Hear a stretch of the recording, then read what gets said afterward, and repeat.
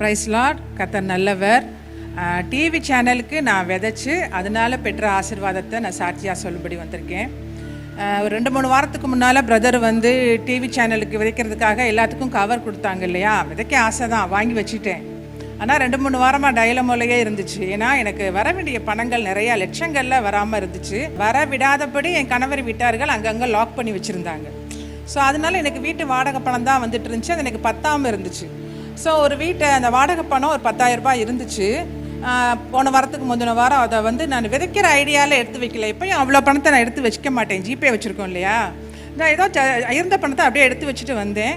அப்போ வந்து பிரதர் விதைக்கிறதுக்கு முன்னால் அந்த விதைக்க காணிக்கை எடுத்து வருவாங்கல்ல, அப்போ சொன்னால் வெயிட் பண்ணு, நான் பேசுகிறத கேட்டுட்டு அப்புறமேலு விதைங்கன்னு சொன்னோடனே அவங்க சொன்னது, விசுவாசித்தால் தேவனுடைய மகிமையை காண்பாய். இந்த வார்த்தை எனக்கு எப்பவுமே ஆண்டவர் பேசுவாரா. அந்த வார்த்தை சொன்னோடனே ரொம்ப டச் ஆச்சு. நான் 2 வாரத்துக்கு முன்னால் எல்லாம் எழுதிலாம் ரெடியாக வச்சுருந்தேன். ஆனால் 2 வாரமாக எனக்குள்ளே போராட்டம். இந்த பணத்தை போட்டுட்டோன்னா அடுத்து நமக்கு வாடகை வர்ற வரைக்கும் செலவுக்கு வேணுமே அப்படின்ட்டு. ஸோ விதைக்கிறத பற்றி எனக்கு நல்லாவே தெரியும். ஆனால் இதை வந்து அவர் புஷ் பண்ணுறாருன்னு தெரிஞ்சுட்டு டக்குன்னு அந்த பணத்தை எடுத்து கவரில் வச்சுட்டேன். கவரில் வச்சுட்டு வச்ச உடனே எனக்குள்ளே அவ்வளோ ஒரு சமாதானம், சந்தோஷம். அதை சொல்ல முடியாது. பேதுரு சொன்ன மாதிரி அதை சொல்லி முடியாததும் மகிமையால் நிறந்ததுமான ஒரு சந்தோஷம். அடுத்து திரும்பி பிரதர் வந்து இந்த ஃப்ளைட்டை பற்றி ஒரு எக்ஸாம்பிள் சொன்னார் இல்லையா.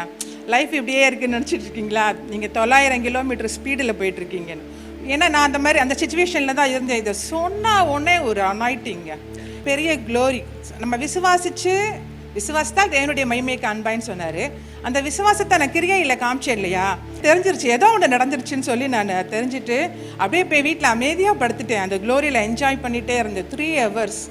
அதுக்கப்புறம் பார்த்தீங்கன்னா மறுநாள் கரெக்டாக ஒரு 4 மணி போல் ஒரு ஃபோன். எனக்கு என்னென்னா, எனக்கு வெல்ஃபேர் ஃபண்டு ஒரு 10 லட்சம் வர வேண்டியதை இவங்க லெட்ரு கொடுத்து அதை வரக்கூடாதுன்னு சொல்லி எங்களுக்கு அந்த ஷேர் வேணும்னு லெட்ரு கொடுத்துருந்தாங்க.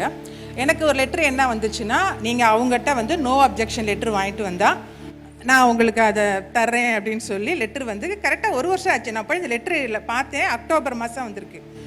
ஏற்கனவே அவங்க நிறையா பணத்தை அடிச்சிட்டாங்க. அப்போ நான் காம்ப்ரமைசிங்லாம் கொடுக்க மாட்டேன், எனக்கு ஆண்டவர் வாங்கி தரட்டும்னு விட்டுட்டேன். பிரதர்கிட்ட சொல்லுவேன். பிரதர் சொல்லுவாங்க, இதெல்லாம் ஒரு பெரிய மேட்டரே இல்லை, நீங்கள் கனெக்ஷனில் மட்டும் கரெக்டாக இருங்கன்னு சொல்லுவாங்க.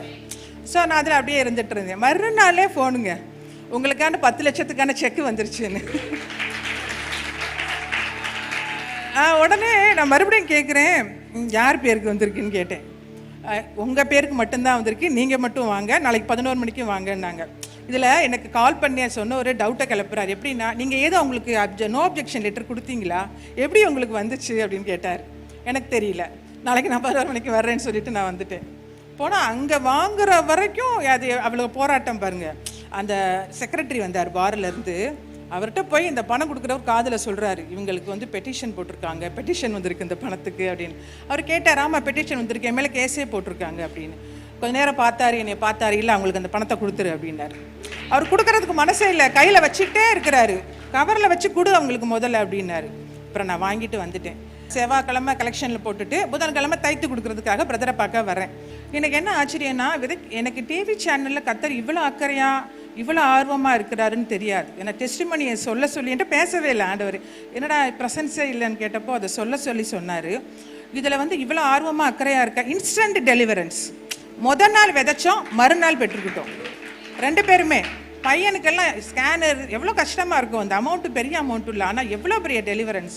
இன்னும் எனக்கு நிறையா பிரதர் சொன்னார், அவ்வளோதான் முடிஞ்சிருச்சு, நீ வர வேண்டிய பணங்கள் எல்லாம் உங்களுக்கு வரும் அப்படின்னு சொன்னாங்க. நிறையா வரும், நான் நிறையா விதைப்பேன். அதனால் நீங்கள் நிறையா டிவி சேனலுக்கு தசம பாகத்தை தாண்டி நிறையா டிவி சேனலுக்கு விதைக்கும்படி, இந்த மாதிரி இன்ஸ்டன்ட் டெலிவரன்ஸ் எல்லாம் பெற்றுக்கொள்ளும்படி, ஆசீர்வாதமாக இருக்கும்படி நான் உங்களை அழைக்கிறேன். இந்த சாட்சியை நான் சந்தோஷமாக பகிர்ந்துக்கிறேன்.